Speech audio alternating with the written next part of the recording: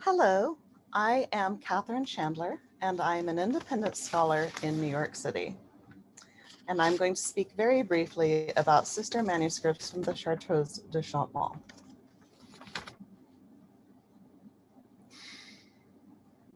It is apt that the history of a broken monuments library should also lie in fragments.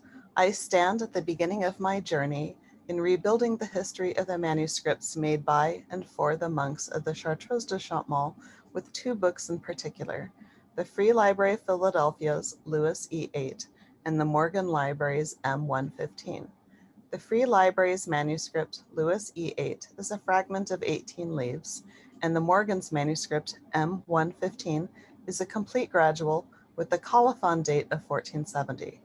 The manuscripts are similar and nearly identical in so many ways. The bibliophily project makes it easier to compare them side by side, so today I will show you some examples from both manuscripts.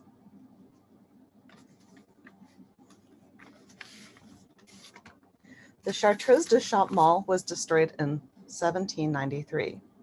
While it's true that numerous churches and buildings were destroyed by iconoclasts during the French Revolution, Champmol was sold instead to Emmanuel Créteil, a Parisian industrialist.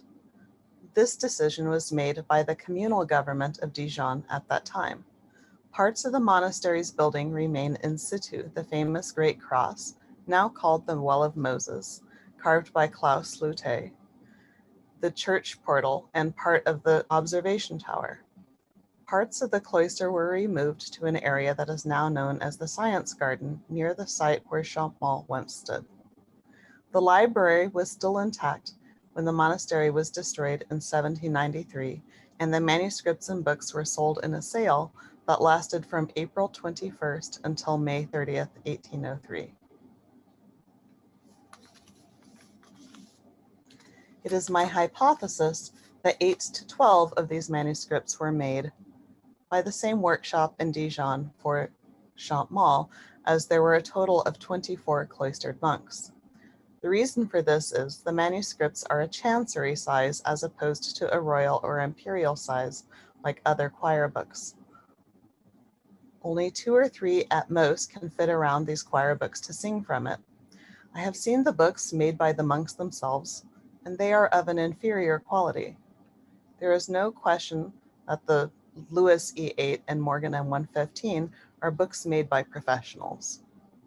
It's clear these two manuscripts were made from the same exemplar by the same hand or hands.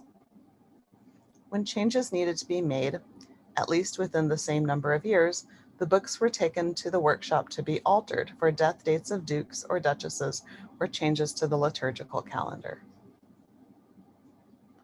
I believe the exemplar came from the Chartreuse de Vauvert, the Chartreuse in Paris, as the documents in Dijon via Cyprien Monget explained that exemplars came from Paris for books for Champmol.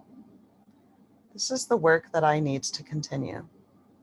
I believe I can find fragments from the other graduals in the BNF, where the fragments were bound into volumes at the turn of the 20th century.